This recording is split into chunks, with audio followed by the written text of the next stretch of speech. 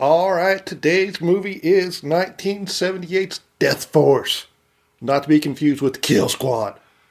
Death Force, it's also known as Fighting Mad, that's the name I saw it under, or Vengeance is Mine. Now, I originally saw this on the B Movie channel on Roku TV.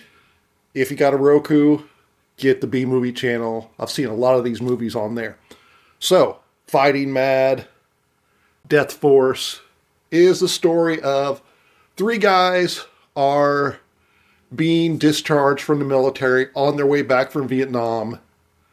They stop on I think it's in the Philippines, and turns out they're smuggling a bunch of gold. That was not a body in the coffin.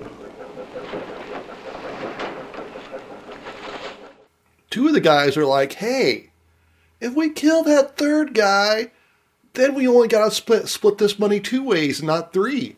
So they slit the throat of the one guy and throw him over the boat. Hey, what it is? Seems like we could have just gone back to Manila. Hey, man, what if somebody tells the China man we're heading back to Manila with half a million?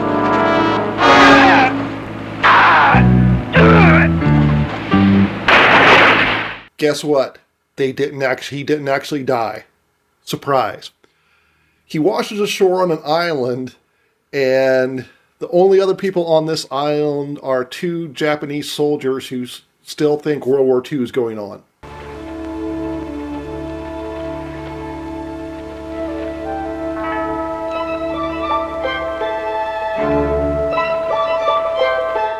Now, I don't know about you, but I've heard stories about this before, but whenever I think about this, I think of an episode of Gilligan's Island. I think that happened on. Anyway, the Japanese soldiers teach our hero the way to use a sword and how to fight. While this is going on, we cut back and forth between him learning how to use a sword and the two other guys that tried to kill him. They're using the money to basically set themselves up as the crime boss of their city. So we see scenes of them taking over. Now, the first half of this is kind of boring because it is just the bad guys like, hey, I'm in charge of here now, and then it's the guy learning how to fight. But once he finally gets rescued, gets back to the mainland, it does kick some ass. Now, this is kind of classified as blaxploitation because the main character is African American, but it doesn't really, because it doesn't have that super over-the-topness that you kind of associate with Shaft or things like that. But the fight scenes, when he does get to use the sword, does get to kill some guys, it is pretty good.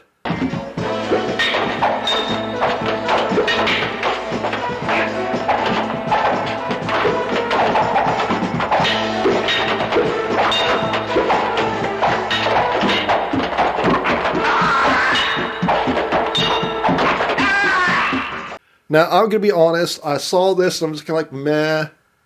I was kind of zoned out towards the end. And then the actual end happens, and I'm not going to spoil it, but I was like, what just happened? So I actually had to download it and watch it, and then I was like, who is that guy? So a guy shows up, I'm not going to say what happens. I'm just like, who is that guy? So I'll say that dude actually appeared in two other scenes at least, but there's no indication, no foreshadowing of what's going to happen. So I was really kind of confused and surprised by the ending of this movie.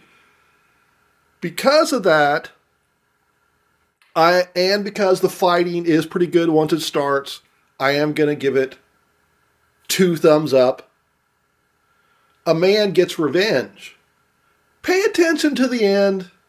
It is confusing.